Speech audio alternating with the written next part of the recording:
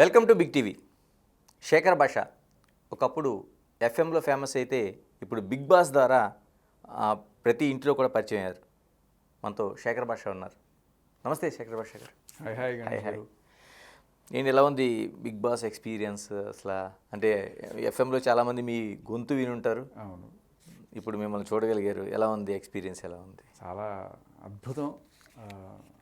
లోపల ఉన్నదానికి అంటే కొంత కష్టపడ్డాం తిండి విషయంలో, ఆర్ఎల్స్ నిద్ర విషయంలో. ఫస్ట్ 2-3 రోజులు ఇబ్బంది పడ్డా.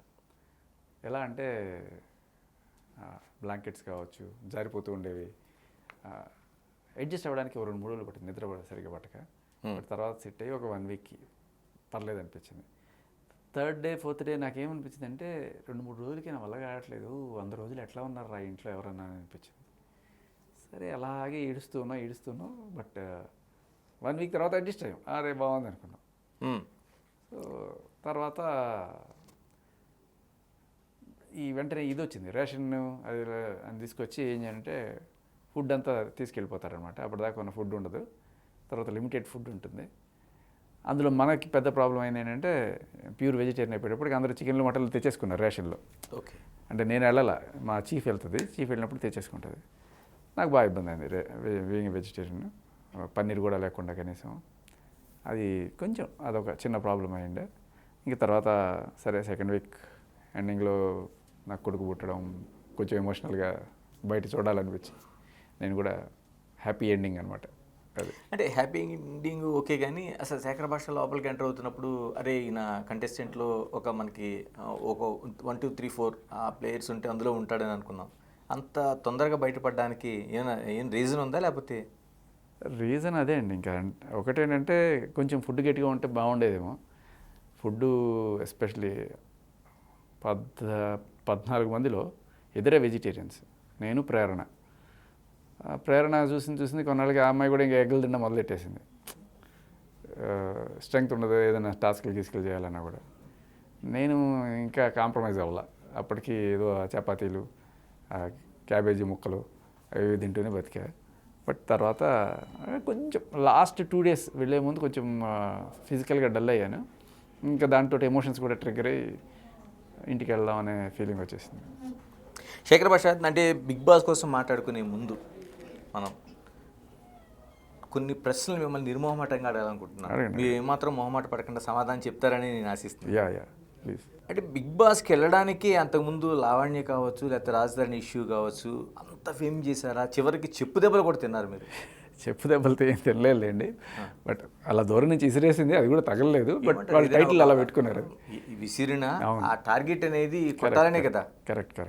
అంటే అదేనా, ఎదురుగా వచ్చి నువ్వు కొట్టితే వేరు, వెనకాల నుంచి ఇసిరితే మనకు తెలియని కూడా తెలియదు కదా. తర్వాత తెలిసింది, ఓహో ఈవిడ విసిరింది చెప్పు అని చెప్పి. తర్వాత మళ్ళీ ఆవిడ బయటికి వెళ్ళిపోయి మళ్ళీ పైకి వచ్చేటప్పుడు ఇట్లా పట్టుకొని వచ్చింది. నేను రెడీగా ఉన్నా, ఎదురుగా కొట్టు, వెనకాల నుంచి కాదు తమ్ముంటే ఎదురుగా కొట్టాను, కామ్గా వెళ్ళిపోయాను. సో సరే తర్వాత ఈ థంబ్నెయిల్స్ మనం చూసేదే అలా పెట్టుకుంటూ ఉంటారు. బట్ ఏదైనా అవును అవి అంత గట్టి పోరాటమే జరిగింది. అయినా కూడా సో అవన్నీ దీనికోసం అనుకుంటున్నారు అంతే కదా. ఇప్పుడు బయటకు వస్తుంది ఖచ్చితంగా బిగ్ బాస్ కోసం అనేది.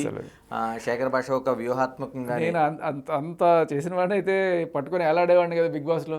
అక్కడ వాళ్ళ డెసిషన్ కదా. ఇప్పుడు మీరు వెళ్ళడం వరకు మీ ఇది, కానీ వచ్చేటప్పుడు వాళ్ళ డెసిషన్స్ కదా. కాదు. ఇది ఎలా అంటే ఓటర్స్ పంపించిన ఎలిమినేషన్ కూడా కాదు నాది. మీరు గమనిస్తే మిగతా వాళ్ళందరిది, ఇప్పుడు నిన్న సోనియా బయటకు వచ్చింది, ఆవిడది కూడా ఓటింగ్. అండ్ అలాగే కంటెస్టెంట్స్ కూడా వద్దని చెప్పేశారు ఇంట్లో. అభయ్ది ఓటింగే, బేబక్కది ఓటింగే. నాది మాత్రం లోపల ఉన్న కంటెస్టెంట్స్ చేసుకున్న డెసిషన్. ఓకే. సో వాళ్ళని నేను అడిగాను ఆల్రెడీ, వెళ్దాం అనుకుంటున్నాను, నా వల్ల కావట్లేదు ఇక్కడ అని చెప్పేసి.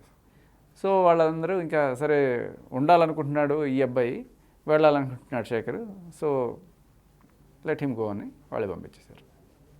అది నేను ఎక్కడ ఉండాలనుకుంటున్నానంటే ఖచ్చితంగా అక్కడే ఉండేవాడిని.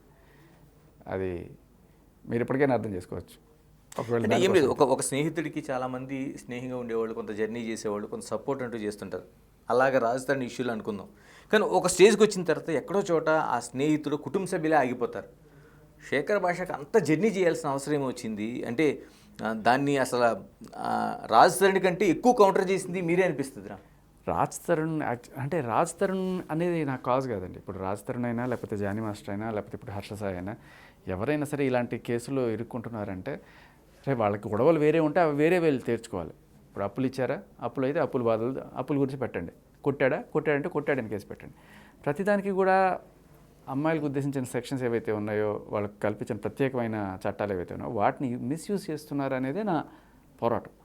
నేను ఎఫ్ఎంలో ఉన్నప్పుడు ఏదో నాకున్న చోటమోటా ఇమేజ్కి నేను చెప్తుండేవాడిని జనాలకి, ఇట్లా కొత్త చట్టాలు వచ్చినాయి, బిఎన్ఎస్ 68, 69 కొంచెం ఇబ్బందికరంగా ఉంటుంది మగవాళ్ళకి ఇలాంటివన్నీ కూడాను. సో ఇవి మారిస్తే బాగుండు, డిస్కషన్ జరగాలి లీగల్ సిస్టంలో, పెద్దవాళ్ళందరూ కూడాను మార్చాలి అని చెప్పి చెప్తుండేవాడిని. అంతకుమించి నేనేం చేయగలను, నాకున్న పరిధి చిన్నది. ఓకే. బట్ ఎప్పుడైతే ఈ మీడియా ఇంటర్వ్యూస్లోకి వచ్చానో లేపి నన్ను కూర్చోబెట్టారు, కొంచెం ఒక వాల్యూ ఇచ్చి, ఓకే వీడి మాట చెప్తే ఒక ఏదో నిజం ఉంది అనుకునే స్టేజ్లో ఉన్నప్పుడు మనం ఏదైనా చేయాలి ఖచ్చితంగా. ఈ పోరాటం రాజ్ తరుణ్ కోసం లేకపోతే ఇంకా చిన్నవాటి కోసం కాదు, ఈ పోరాటం ఢిల్లీ దాకా ఖచ్చితంగా. ఈ పోరాటం మీరు అనుకున్నట్టు రాజ్ తరుణ్ కోసం కాదు, ఓన్లీ బిఎన్ఎస్ 68, 69 మీద పోరాటం. అంటే అదే అనుకుంటే, అంటే స్పెసిఫిక్గా మీ పైన అంటే శేఖర్ భాష ఒక పెయిడ్ ఆర్టిస్టు, అంటే రాజ్ తరుణ్ అనే ఆయన డబ్బులు ఇచ్చాడు కాబట్టి ఈ రోజున యాక్ట్ చేయగలిగాడు. అదంతా మొత్తం అన్నీ అంటే చివరి వరకు దాన్ని కొనసాగించాడు. సార్ ఒకవేళ నేను అదే పోనీ మీరు అనుకుంటే నేను ఏమైనా లాయర్నా, లేకపోతే ఇంతకుముందు ఎప్పుడైనా ఇలాంటి వాటిలో నేను ఉన్నానా? ఏమీ లేదు. అసలు రాజ్ తరుణ్కి నాకు కనెక్షన్ ఏదో, మీరు ఇప్పుడు నన్ను ఇంటర్వ్యూ చేస్తున్నట్టు నేను ఒకసారి రాజ్ తరుణ్ ఇంటర్వ్యూ చేశాను, ఇలా 2-3 సార్లు అంతే. ఇంకా మిగతా పరిచయం ఏమీ లేదు, పరిచయం లేదు అంతే. మామూలు ఇప్పుడు ఆ రోజు రాజ్ తరుణ్ అరెస్ట్ అయినప్పుడు అందరూ కొంత వందల మంది మీడియా మిత్రులకి మెసేజ్లు పెట్టుంటారు, అందులో నేను ఒకడిని. భయ మీకు ఏదైనా లీగల్కి సంబంధించిన కొంచెం హెల్ప్ అయినా కావాలా, నాకు తెలిసిన ఇట్లాంటివి 2-3 చూసినాను నేను, so I can help you అని చెప్పి నేను కొన్ని మెసేజ్లు పెట్టాను. అప్పుడు ఆయన ఓకే అందరికి పెట్టినట్టే నాకు కూడా ఐ విల్ కాల్ యూ అని పెట్టాడు. కానీ తర్వాత ఏం చేయలే. తర్వాత అందరూ ఇప్పుడు ఎక్స్పర్ట్స్ని పిలుస్తారు కదా, చిట్టిబాబు గారు లేకపోతే కృష్ణకుమార్ గారు ఇలా వచ్చి మాట్లాడుతున్నట్టుగానే నన్ను ఒక దాంట్లో పిలిచి మాట్లాడుతున్నప్పుడు నేను నా ఒపీనియన్ చెప్పాను. ఆ ఒపీనియన్ని సెకండ్ చేయడానికి, అంటే దాన్ని సపోర్ట్ చేసుకోవడం కోసం నాకు 2 రోజుల తర్వాత ఏదో డాక్యుమెంట్ దొరికింది నాకున్న నెట్వర్క్లో, అది తీసుకొచ్చి చూపించాను. అది వైరల్ అయింది. అది వైరల్ అవ్వడంతో ఇంకా కంప్లీట్ కేసు యూటర్న్ తీసుకోవడం. తర్వాత రాజ్ తరుణ్ వాళ్ళ మిత్రులతో నాకు కాన్ఫరెన్స్ కాల్లో, అంటే he didn't want to come out, అలా వచ్చి నాకు మాట్లాడడం, థ్యాంక్ యూ బ్రో, ఏమైనా ఉంటే నాకు పంపించి, నాకు బెయిల్కి ఉపయోగపడతాయి అని చెప్పంటే అప్పుడు నేను ఆయనకి పంపించిన తర్వాత హీ కేమ్ ఇన్ టచ్. అప్పుడు ఆయన నాకు కొన్ని నేను అడిగాను, నాకు బయట బీప్లేసి వస్తుంది ఆడియో, అది బీప్ లేకుండా ఏమన్నా మనకు దొరుకుతుందా అంటే, తర్వాత వాళ్ళ ఫ్రెండ్స్కి వాళ్ళు చెప్పడం, వాళ్ళ ఫ్రెండ్స్ ఎవరు పంపించడం నాకు, ఇవన్నీ కూడా జరిగింది. సో తర్వాత దాన్ని కూడా మనం ప్రజెంట్ చేయడం, ఇవన్నీ కూడా జరిగినాయి. అయితే అది అక్కడితోనే అయిపోయేది. బేసికల్లీ నా పాయింట్ అంతా రాజ్ తరుణ్కి బెయిల్ వస్తే సరిపోతుంది అనేది. కాకపోతే నన్ను పర్సనల్గా పోక్ చేశారు. ఇప్పుడు మీరు చెప్పినట్టు చెప్పుతో దాడి చేయడం, లేకపోతే ఇప్పుడు ఎవరన్నా సరే మీడియాలో మీరు నన్ను క్వశ్చన్ అడిగారు, ఒకవేళ నేను ఇప్పుడు లేకపోతే సపోజ్ హర్ష సాయికిను ఆవిడ మిత్రకి ఏదో జరుగుతుంది అనుకుందాం, జరుగుతున్నప్పుడు ఆవిడని క్వశ్చన్లు అడుగుతారు, మీరు నన్ను క్వశ్చన్లు అడుగుతారు, లేకపోతే హర్ష సాయిని అడుగుతారు అనుకుందాం. అడిగినప్పుడు మిమ్మల్ని టార్గెట్ చేస్తే గణేష్ అనేవాడు జీవితంలో ఏం జరిగింది, గణేష్ అనేవాడు ఎలాంటి వాడు, ఇలాంటివన్నీ చేసి నన్ను పర్సనల్గా టార్గెట్ చేసి పోక్ చేసి ఇంకా వాళ్ళ మీద కంప్లీట్గా ఇన్వెస్టిగేషన్ చేసి వాళ్ళకి సంబంధించిన అన్నీ తీసుకురావాల్సిన పరిస్థితి వాళ్ళే కల్పించారు. అంటే మీరు ఇంత బ్రాడ్ కాన్సెప్ట్లో ఆలోచిస్తే, అంటే మగవాళ్ళకి ఉన్న చట్టాలను వినియోగించుకోలేకపోతున్నారు, వాళ్ళ తరపున వచ్చి వాదించే వాళ్ళు కనిపించట్లేదు అనుకున్నప్పుడు జానీ మాస్టర్ ఇష్యూలు ఏమైపోయారు, హర్ష సాయి ఇష్యూలు ఏమైపోయారు, మీ జానీ మాస్టర్ అయ్యో లేదు, ఆయన లిటరలీ వాళ్ళిద్దరి తరపు నుంచి కూడా నేను, వాళ్ళిద్దరి తరపు నుంచి అని కాదు, వాళ్ళిద్దరి తరపు నుంచి అంటే వాళ్ళ మిగతా విషయాలు నేను మాట్లాడను. వాళ్ళ కోసం వాళ్ళకి అగెనెస్ట్గా వీళ్ళు పెట్టిన సెక్షన్స్ ఏవైతే ఉన్నాయో, జానీ మాస్టర్ కేసులో 376 and POCSO, and Harsha Sai విషయంలో 376 అండ్ 354 ఇంకా 328 ఇంకా ఉన్నాయి, 4 సెక్షన్లు ఉన్నాయి. సో నేను చూశాను, వాటి కంప్లైంట్లు చదివాను, ఎఫ్ఐఆర్లు చదివాను, మొత్తం అయ్యింది. దానికి సంబంధించి నేను ఆల్రెడీ మెల్లమెల్లగా వస్తాను, అంటే ఇంకా మేబీ మీరు చూడలేదేమో, బట్ ఇట్ స్టార్టెడ్. అంటే ఎందుకు రాజ్ తరుణ్ ఇష్యూలో ఒకళ్ళతా తీసుకున్నారు మీరు? యాక్చువల్గా ఒక అడ్వకేట్ కూడా అంత ఫైట్ చేస్తుంటాడు, మీరు అంతా చేశారు, మరి మిగతా వీళ్ళ విషయంలో ఎందుకు అంతే ఇదిగా ఉన్నాను నేను? లిటరల్లీ నేను సుమలత్ గారితో కూడా మాట్లాడాను, అసలు అన్ని విషయాలు నేను చెప్పాను. అండ్ ఎస్పెషల్లీ సుమలత్ అంటే ఆయేషా, ఓకే అమ్మాయి. సో నేను మాట్లాడాను అన్ని రకాల, అంటే రెండు వైపులు కూడా మాట్లాడాను. నేను మాట్లాడి తీసుకున్న విషయం ఏంటంటే, ఇప్పుడు జానీ మాస్టర్కి మెయిన్ సరే రిమాండ్ తీసేంత దాకా వెళ్ళింది అంటే అది మెయిన్ పోక్సో. అది చాలా స్ట్రాంగ్ చట్టం, దానివల్ల ఇబ్బంది పడదు. బట్ నేను వాడికి కొన్ని పాయింటర్స్ కూడా చెప్తున్నాను. అందులో ఒక పాయింట్ ఏంటంటే, పోక్సో పెట్టడానికి సరే ఆవిడ ఆ టైంలో 16 ఏళ్ళు అనుకున్నప్పుడు జానీ మాస్టర్కి ఆ విషయం తెలిసిందా లేదా? ఓకే, సరే తెలియకపోతే చిన్నపిల్లకి కనపడుతుంది కదా, కనుక్కోవాలి కదా, నువ్వు పెద్దవాడివి అని మీరు అనొచ్చు. బట్ ఈటీవీ లాంటి ఒక పెద్ద ఛానల్లో ఢీ లాంటి ప్రోగ్రాంలో జోడీ అనేది 18+ ప్రోగ్రామ్.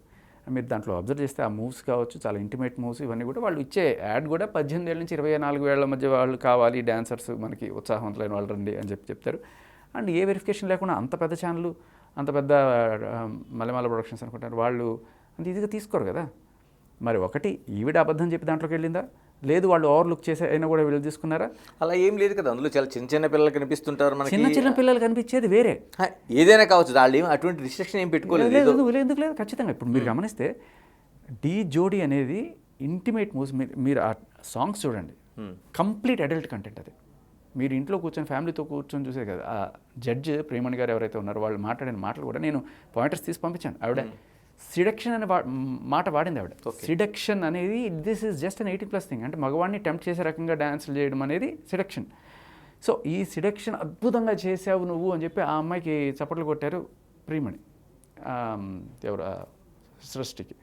సో దట్ మీన్స్ ఒకవేళ కనుక మీరు చెప్పినట్టుగా చిన్నవాళ్ళని కూడా తీసుకుంటే, అంటే చిన్నపిల్లల్ని తీసుకొని ఇలాంటి సెడక్షన్ డాన్సెస్ కూడా చేస్తుండడం అనేది that's it self is a crime. దాని గురించి కూడా మనం కేసు పెట్టచ్చు. అంటే ఎలాగవుద్ది శేఖర్ భాష గారు, ఇప్పుడు మనకి డ్యాన్స్ షో చూడాలి, లేకపోతే పాటలకు సంబంధించిన పాటలు చూడాలి. పాటలకు సంబంధించి చిన్న పిల్లలు పాటలు పాడుతూ ఉంటారు అనేక షోలో. అందులో అడల్ట్ కంటెంట్ చాలా ఉంటుంది. మరి అవన్నీ వాళ్ళు నోటితో పలుకుతున్నారు, అవన్నీ ఆ సెక్షన్లో అలా వర్తింపజేస్తే ఇంక షోలు ఎందుకు నడుస్తాయి? సార్, ఎవరు అడక్కపోవడం అనేది మన తప్పు. ఇప్పుడు ఒక చిన్న పిల్లని తీసుకొని ఏమన్నా బూత్ పాట పాడించారంటే ఎందుకు పాడట్లేదు? మనకు కనిపిస్తున్న దాంట్లో అనేక అడల్ట్ కంటెంట్. అదే సార్ జర్నలిజం. మనం ఎథిక్స్ పాటించి చిన్న పిల్లలతో ఎలా పాటిస్తాం ప్రశ్నించకపోవడం మన తప్పు. కాదు, నేనంటుంది ఏ సర్టిఫికేట్ ఉన్న సినిమాలోన యూఏ కూడా మాట్లాడట్లేదు నేను. ఏ సర్టిఫికేట్ ఉన్న సినిమాల్లో ఉండే పాటల కంటెంట్ని తీసుకొని అక్కడ చాలా షోలు ప్లాట్ఫామ్స్లోన పెద్ద వాళ్ళు కంటెక్ట్ చేస్తున్న షోల్లోన పాడుతూ ఉంటే మనం ఎంజాయ్ చేస్తున్నాం. ఎంజాయ్ చేయాలి సార్, జనాలు కొంతమంది ఎంజాయ్ చేయొచ్చు సార్. స్పృహ ఉన్న వాళ్ళు ఖచ్చితంగా దాన్ని సవాల్ చేయాలి సార్. మరి ప్లాట్ఫామ్స్ అంగీకరిస్తున్నాయి కదా, మీరు అన్నట్టు ఈ సర్టిఫికేషన్ లేకపోతే అడల్ట్ దాన్ని మనం తీసుకోకూడదు అనుకున్నప్పుడు అవన్నీ వర్తించాలిగా. అదే అంటున్నాను. ఇప్పుడు ఎవడైనా పిల్ వేయాలి, పబ్లిక్ ఇంట్రెస్ట్ లిటిగేషన్ పిల్ ఒకటి వెయ్యాలి, ఇది తప్పు అని చెప్పాలి. అండ్ ఇదైతే కంప్లీట్గా సరే. పాటలు పాడడం అనేది రెండు. ఇప్పుడు సాంగ్స్లో మీరు కొన్ని మూవ్స్ చూస్తే లిటరలీ ఎంత ఇంటిమేట్ మూవ్స్ ఉంటాయంటే అది కొన్ని జుగుప్సాకరంగా, కొన్ని అశ్లీలంగా మనకు అనిపిస్తాయి, నాకు అనిపిస్తున్నాయి. మరి మీరు చూసినప్పుడు మీకు తెలియాలి. నేను కావాలంటే కొన్ని దానికి కట్ చేసి కూడా పెట్టాను, వాళ్ళకి సాక్ష్యాల కోసం పంపించాను నేను. సో ఇటువంటిది 18+ వాళ్ళే చేయాలి. అంటే 16 ఏళ్ల వయసులో వాళ్ళకి ఎలా ఉంటుంది చదువుకోవాల్సిన వయసు. తల్లిదండ్రులు చదివిస్తారు పిల్లల్ని మంచి దీనికోసం. ఆ టైంలో తీసుకొచ్చి ఇట్లాంటి ఇంటిమేట్ సాంగ్స్ చేపిస్తుంటే వాళ్ళ బ్రెయిన్ మీద ఎలాంటి ఎఫెక్ట్ పడుతుంది? ఒక అబ్బాయితోటి చాలా క్లోజ్గా లవర్స్ చేసుకునేట్టు ఇలాంటివన్నీ కూడా చేపిస్తున్నప్పుడు వాళ్ళ బిహేవియర్ మీద, వాళ్ళ థింకింగ్ మీద ఎలాంటి ఎఫెక్ట్ పడుతుంది? ఇది పక్కన పెడితే ఇవన్నీ జోడీ ఈజ్ ఎన్ 18+ షో అండ్ 18+ వాళ్ళు చూడాలి అండ్ 18+ వాళ్ళు మాత్రమే దాంట్లో పాల్గొనాలి అనేదే. అంటే ఎస్పెషల్లీ మేబీ మధ్యలో ఇక్కడ చప్పట్లు కొట్టడానికో చిన్నపిల్లలు ఎవరైనా కనబడితే ఓకే, బట్ ఇలాంటి మూవ్స్ చేయడానికి 18+ వాళ్ళే. చిన్నపిల్లలతో చేయించడం అనేది ఖచ్చితంగా తప్పు అంటే తప్పు, దాంట్లో ఎటువంటి డౌట్ లేదు. మేబీ ఆ యాడ్ కూడా మీరు చూసుండొచ్చు, 18 నుంచి 24 వయసులో ఉన్న వాళ్ళు కావాలి, ప్రోమో కూడా చాలా రోజుల క్రితం ఉండింది. సో ఆయన ఏమనుకోని ఉంటారు, ఒకవేళ జానీ మాస్టర్ ఇక్కడ అందరూ 18+ వాళ్ళే వస్తారు కదా అనుకోని ఉండవచ్చు. ప్రతి ఒక్కళ్ళు కూడా ఇప్పుడు ప్రేమించేటప్పుడు, ఇప్పుడు జోడీలు పరిచినప్పుడు అందరూ అడల్ట్సే ఉంటారు అనుకున్నాం. లేకపోతే సపోజ్ నేను డిగ్రీ కాలేజ్లో చదువుతున్నాను, లేకపోతే ఎంటెక్ చేస్తున్నప్పుడు ఎవరో అక్కడ నాకు ఒక అమ్మాయి పరిచయం అనుకోండి, ఏమనుకుంటాను, అమ్మాయి అడల్ట్ అనే అనుకుంటాను కదా. డిగ్రీ కాలేజ్లో చదువుతున్నప్పుడు 18+ వాళ్ళే ఉంటారు అనుకుంటాం కదా జనరల్గా. అలాగే జోడీకి వచ్చినప్పుడు అందరూ అడల్ట్సే ఉంటారని చెప్పి వాళ్ళే అనౌన్స్ చేసినప్పుడు ఈయన మళ్ళీ ప్రత్యేకంగా అమ్మ నీ ఆధార్ కార్డు పట్టరా, నీ డేట్ ఆఫ్ బర్త్ సర్టిఫికేట్ పట్టరా అని అడగాల్సిన అవసరం ఎవరికి లేదు. సో జానీ మాస్టర్కి ఒక బెనిఫిట్ ఆఫ్ డౌట్ అయితే ఉంది. ఆయన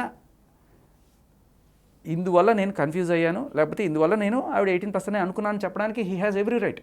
అండ్ ఆవిడ చెప్పుకోవాలి, వాళ్ళ తల్లిదండ్రులు చెప్పాలి 18 కాకపోయినా కూడా ఆవిడని తీసుకొచ్చి ఇలాంటి షోస్లో మీరు ఎందుకు పెడుతున్నారు. శేఖర్ మాస్టర్ అది ఎక్కడ జానీ మాస్టర్ కేసులో మీరు చెప్తున్న వాదన ఏదైతే ఉందో అంటే 18+ అనే అమ్మాయి చెప్పలేదు కాబట్టి జానీ మాస్టర్ అలా అనుకున్నాడు కాబట్టి అంటే ఆయన ఒక జడ్జిగా వచ్చాడు అంటే దాన్ని 18+ ఉంటే పర్వాలేదు అంటే ఆమెని అంటే మీటూ లాంటిదో లేకపోతే క్యాస్టింగ్ కావచ్చు మీరు ఆ బుల్లితెరకి ఓకే అన్నట్టు చెప్తున్నారు. గుడ్, ఇది వేరే. ఇప్పుడు దీని గురించి మళ్ళీ మాట్లాడదాం. ఎందుకంటే సపోజ్ ఇప్పుడు 18+ అనుకున్నప్పుడు ఈయన కాస్టింగ్ అవుట్ చేశారు అంటే ఆ కేసు గురించి మళ్ళీ మాట్లాడదాం. ఇప్పుడు పోక్సో పక్కన పెట్టేద్దాం. మీరు 376కి వచ్చారు. ఇప్పుడు పోక్సో అయిపోయింది. 18+ అయినా కూడా జానీ మాస్టర్ ఆవిడ్ని ఆయనకి ఏదో సెక్షువల్ ఫేవర్ చేస్తే నేను నీకు ఏదో ఛాన్సెస్ ఇస్తానని చెప్పి అన్నాడు అనుకుందాం. ఓకే, జానీ మాస్టర్కి పెళ్ళైందనే విషయం వాడికి తెలుసు కదా, తెలుసు. ఓకే, అండ్ ఇంకొకటి ఏంటంటే ఇలాంటి డాన్సర్స్ చాలామందే ఉన్నారు. అందరూ ఇలాగే దానికోసం అలాంటి పని చేస్తున్నారా? సెక్షువల్ ఫేవర్స్ చేసే ప్రతి ఒక్కళ్ళు కూడా ఇట్లాంటివి తెచ్చుకుంటున్నారా అని మీరు ఒప్పుకుంటున్నారా? లేదు కదా. కొంతమంది నికార్సైన వాళ్ళు కూడా ఒక్కళ్ళు కూడా ఉండరు. ఎందుకుంటారు? ఒకళ్ళేం బోల్డ్ మంది ఉంటారు. మరి ఎప్పుడైతే నేను ఇలాంటి ఫేవర్స్ చేసి లోపలికి వెళ్ళాలంటే ఒక లంచం ఇచ్చి అది డబ్బు రూపం కావచ్చు లేకపోతే అందాన్ని ఎరవేసి కావచ్చు ఏదో రకంగా నేను నా కెరీర్ నాకు ఇంపార్టెంట్, దానికోసం నేను ఈ పెయిన్నో లేకపోతే ఏదైనా భరించడానికి సిద్ధంగా ఉన్నాను అనుకుందాం ఆ అమ్మాయి. So this is nothing but ఏమనిపిస్తుంది, ఒక కొంప కూలిపోయినా పర్లా, ఎవరు జానీ మాస్టర్ పెళ్ళైందని తెలిసి ఆయనకి పిల్లలు ఉన్నారని తెలిసి ఆ కొంప ఏమైపోయినా పర్లా.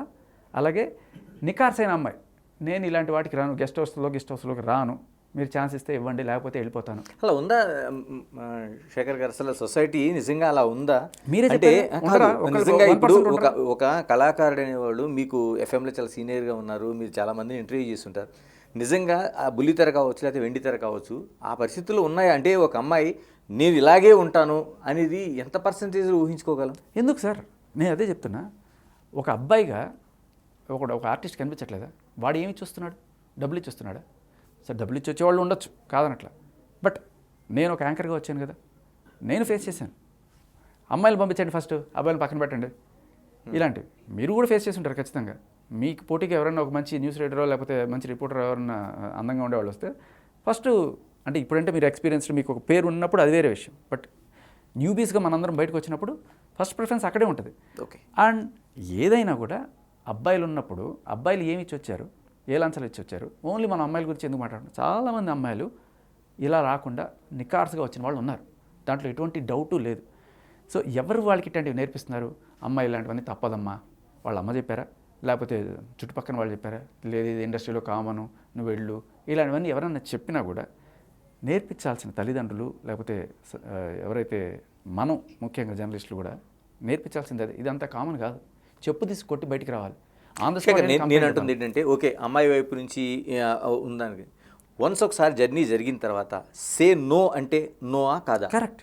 మరి ఎందుకు ఇప్పుడు జానీ మాస్టర్ కేసులోన అక్కడ జరుగుతుందంతా సే నో అన్న తర్వాత ఎలా వెంటాడగలుగుతారు ఒక అమ్మాయిని? ఇప్పుడు అమ్మాయి కంటే వ్యక్తిగత జీవితం ఉంటుంది. చాలా మంచి పాయింట్ సార్ ఇది. ఇక్కడ దీనికి మీకు వస్తున్నాను అంటే సరే మొత్తానికి ఏదో స్టార్ట్ చేశారు, కొన్నాళ్ళు రిలేషన్లో ఉన్నారు, ఈయన పీకల్లోతు ప్రేమలో మునిగిపోయాడు అనుకుందాం, ఆవిడ కొన్నాళ్ళు పీకల్లోతు. ఎలా మునిగిపోతాడండి? ఒక భార్య ఉంది, పిల్లలు ఉన్నారు, ఎలా మునిగిపోతాడు? అంటే మీరు నేను మొక్కపోవచ్చు, ఆయన మతం అంటే ఆయనకి ఏం మోరల్స్ ఏమి ఉండవు అసలు. అదేంటాను వాళ్ళ మతం. కాదండి, ఒక డాన్స్ మాస్టర్గా ఉన్నాడు, ఒక నేషనల్ అవార్డు పొందిన స్థాయిలో ఉన్నాడు, ఆయన అనేక అంటే మల్టీ భాషల్లోనే ఆయన చేస్తూ ఉన్నాడు. అంటే అవకాశం వస్తే అమ్మాయిని వాడుకోవడానికి లేదా అమ్మాయికి అవకాశాలు ఇవ్వడానికి రెడీనా? వాడుకోవడం అనేది ఫస్ట్ స్టేజ్లో జరుగుండొచ్చు. వాడుకోవడమా లేకపోతే ఆ అమ్మాయి ఎరేసిందా లేకపోతే ఈయన ఇది చేశారా, మొత్తానికి ఏదో ఒకటి.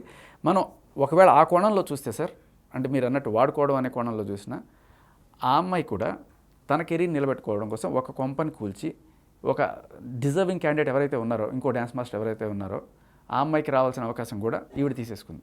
ఎందుకు అంటే ఆవిడ ఒప్పుకోలేదు ఇట వేరే వాళ్ళతో పడుకోవడానికి, ఈవిడ ఒప్పుకుంది కాబట్టి ఈవిడికి అవకాశం వచ్చింది అనేది మనకు అక్కడ అర్థమవుతుంది. సో ఇక్కడ అంటే దీన్ని బట్టి పడుకున్న వాళ్ళకి మాత్రం జానీ మాస్టర్ అవకాశాలు ఇస్తాడు.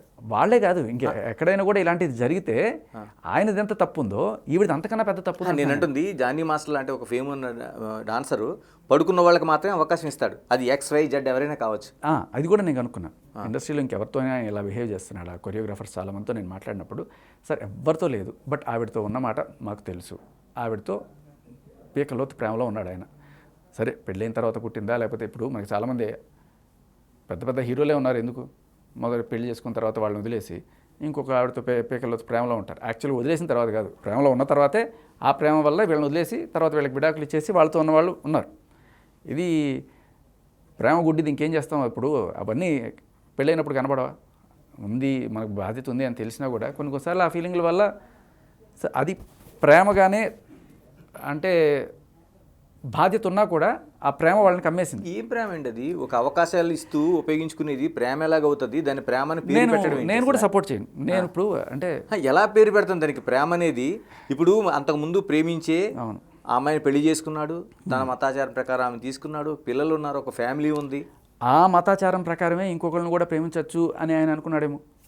2-3 చేసుకోవచ్చు కదా, అందుకని నాకు తప్పు కాదు.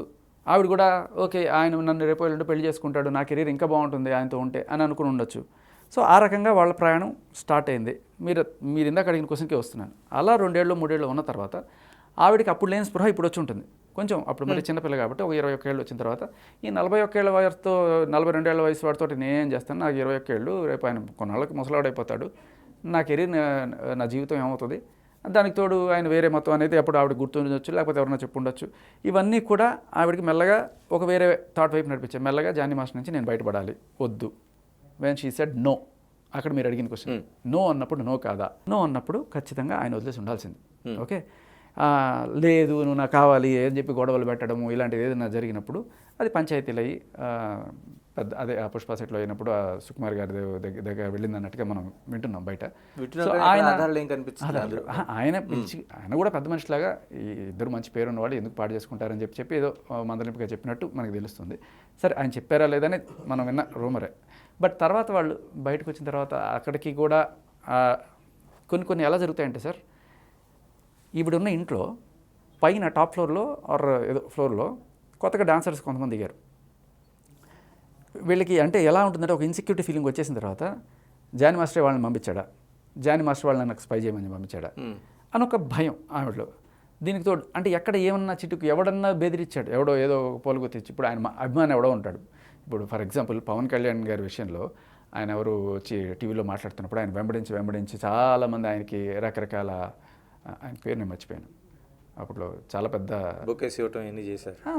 సో అలా ఆయన అభిమానులు ఎవరన్నా ఉన్నట్టు, ఆయనకి చిన్న ఆయన కొంత అభిమానులు ఉంటారు, ఆయన ఎవరన్నా సరే వాళ్ళకి ఇచ్చినా కూడా ఇదంతా ఆయనే చేస్తున్నాడు అనే ఒక కోణంలో ఒక చట్టంలోకి వెళ్ళిపోయి భయం పెరిగిపోయి నన్ను వేస్తున్నాడు అనే ఒక కంప్లైంట్ ఆల్మోస్ట్ దీని దాకా వెళ్ళిపోయింది. ఎక్కడికి, మన ఛాంబర్ దాకా. ఎందుకు ఉంటుందండి? నేను అంటుంది ఇక్కడే అది ఎందుకో లింక్ కుదరట్లేదు. నిజంగానే వాళ్ళిద్దరి మధ్య ఒక మంచి సంబంధం ఉంది, మీరు పెడుతున్నట్టు ఒక ప్రేమ అని పేరు పెట్టారు.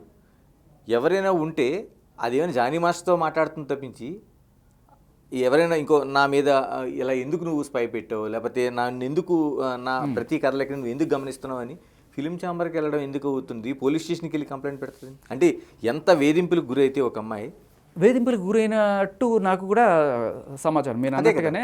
కాకపోతే వేధింపులు ఏంటంటే ఈయన తట్టుకోలేకపోతున్నాడు రిజెక్షన్. అది ఆ రిజెక్షన్ తట్టుకోలేక ఆయన అన్నాడేమో అన్నట్టుగా నాకు తెలుస్తుంది. అంటే ఎవరు అన్న మాటలు విన్న మాటలే తప్ప మనకి ఏది ఆయన కాదనొచ్చు, రేపు ఈవిడ కూడా కాదన్నా మనం ఆశ్చర్యపోకర్లేదు. ఎందుకంటే ఈరోజు ఇదాకా ఆవిడ మీడియా ముఖంగా ఏమీ చెప్పలేదు. నేను అంటుంది ఇక్కడే ఒక కీలకమైన పాయింట్ మీరు టచ్ చేసినట్టు, నిజంగా జానీ మాస్టర్ని బ్యాడ్ చేయాలని కానీ లేకపోతే జానీ మాస్టర్ని చేతి లబ్ధి పొందాలని కానీ ఉండేటట్టయితే మనం అనేక కేసులో చూస్తుంటాం. ఎవరైతే విక్టిమ్ ఉన్నారో వాళ్ళు బయటకు వచ్చి ఖచ్చితంగా మీడియాకి ఎక్కడా కూడా అసలు బయటికి రాకుండా. ఆ విషయంలో నేను ఆ అమ్మాయి పక్షానే ఉన్నానండి. ఎందుకంటే ఆ అమ్మాయి ఏ రోజు కూడా ఇంతకుముందు మనం చూస్తున్న హర్షసాయి కానీ లేకపోతే రాజస్థాన్ కేసులో లాగా డబ్బులు డిమాండ్ చేయడం కోసం కానీ ఇది చేస్తున్నట్టు అనిపించలేదు. కేవలం జానీ మాస్టర్ నుంచి నేను దూరం అవ్వాలనుకుంటున్నాను, నా మానాన్ని బతకనివ్వండి. ఆవిడ మీడియా ముందు కూడా రావట్లేదు అసలు. ఎక్కడ ఆవిడ నుంచి మీడియా వెళ్ళి తెలుసుకొని రాయడం తప్పించి. కరెక్ట్. కాకపోతే ఇప్పుడు మీరు ఇక్కడికే వస్తున్నాను. ఆవిడ వద్దు అనుకున్నప్పుడు జానీ మాస్టర్ ఆ దాంట్లో కొంచెం పెద్ద మనసు లేకపోతే ఇంకోటి ఉంటాయి నిజంగానే. ఇప్పుడు ఆయనకి పెళ్లి కాలేదు, నిజంగానే ఇద్దరు ప్రేమించుకున్నారు అనుకుందాం. అప్పుడైనా సరే ఒక అమ్మాయి వద్దు అన్నప్పుడు ఏం చేయాలి సార్? ఏం చేయాలి చెప్పండి మీరు? ఆగాలి కదా. ఆగాలి. ఆగకపోతే ఉంటాయి. ఆ అమ్మాయి కేసు పెడుతుంది. కేసు పెడితే ఏమవుతుంది? ఈ అబ్బాయి మీద ఏదో 4 ఏదో కేసు ఏదైనా వేస్తారు. షీ టీమ్స్ కావచ్చు లేకపోతే అవ్వచ్చు. ఇది రిటర్న్లో చూడండి మీరు. ఒక అబ్బాయి అమ్మాయి ప్రేమించుకున్నారు, అమ్మాయికి ఏదో మంచి సంబంధం వచ్చింది లేకపోతే మంచి ఇది వచ్చింది, ఇంట్లో వాళ్ళు ఏదో చెప్పారు. అమ్మాయి ఒకరోజు అబ్బాయి దగ్గరికి వచ్చి ఇంకా చాలు మన రిలేషన్కి బ్రేకప్, ఇక్కడితో ఉండను నీతోటి అని చెప్పేసింది అనుకోండి. సేమ్ అమ్మాయికి ఉన్నట్టే అబ్బాయికి కూడా మనసు ఉంటుంది కదా. ఓకే, ఇప్పుడు అంటే ఇదే కనుక అబ్బాయి చేస్తే, అబ్బాయి కొన్నాళ్ళు ప్రేమించుకున్న తర్వాత నువ్వు నాకు వద్దు అని చెప్పేస్తే ఈ అమ్మాయి వెళ్ళి కేసు పెట్టచ్చు. కేసు పెడితే ఆ అబ్బాయికి 5 నుంచి 10 ఏళ్ల వరకు జైలు శిక్ష మన చట్టం. అదే కనుక అమ్మాయి చేస్తే కేసు పెట్టడానికి లేదు. ఇది నా పోరాటం. మీకు అర్థమవుతుందా? ఓకే, లీగల్గా మీరు చెప్తున్న విషయాలు కదా. లీగలే సార్, నా పోరాటం అంతా దీని గురించే. ఇప్పుడు అమ్మాయిలు వెళ్ళి అంత ఈజీగా ఎలా కేసులు పెట్టగలుగుతున్నారు? అబ్బాయి వెళ్ళి తలకిందులు తపస్సు చేసినా కూడా మీరు ఇట్లాంటి వాటిలో అమ్మాయి నన్ను వేధిస్తుంది సార్, అమ్మాయి నన్ను ప్రేమించి పెళ్లి చేసుకుంటా అని చెప్పింది సార్, నన్ను వదిలేసింది వాళ్ళ, నా బతికేంటి అని చెప్పి ఒక అబ్బాయి వెళ్ళి కేసు పెట్టమన్నాడు. అంతే కదా. సెక్షనే లేదు చట్టాల్లో ఇప్పుడు 498 ఉంది. 498 పెళ్ళిన వాళ్ళకి. అది నేను అంటుంది దానికి ఆడవాళ్ళు మాత్రమే పెట్టుకోవడానికి ఉంది, మగవాళ్ళు పెట్టడానికి ఇంకా తయారవుతున్నాయి ఇంకా అవన్నీ. 493 సార్ ఈ సెక్షన్. అమ్మాయి నన్ను ప్రేమించి నన్ను పెళ్లి చేసుకుంటానని చెప్పి నన్ను వాడుకొని నాతో సంసారం చేసి ఇవాళ నాకు ఈ అబ్బాయి వద్దంటున్నాడు అంటే ఆ అమ్మాయి వెళ్ళి ఈ కేసు పెడితే ఏదైనా చిన్న ఆధారం పెట్టుకొని ఆ అబ్బాయికి 5 నుంచి 10 ఏళ్ళు జైలు శిక్ష ఈ సెక్షన్ ప్రకారం. ఇదే రివర్స్లో జరిగితే ఒక్క అబ్బాయికి కూడా వెసులుబాట్లు అయితే చట్టంలో కానీ కనీసం పోలీస్ స్టేషన్లో కేసు పెట్టించుకోరు. ఓకే శేఖర్, నేను అంటుంది చట్టం కోసం మాట్లాడుకునే ముందు హర్షసాయి కేసుని ఎలా చూడాల్సిన అవసరం ఉంది?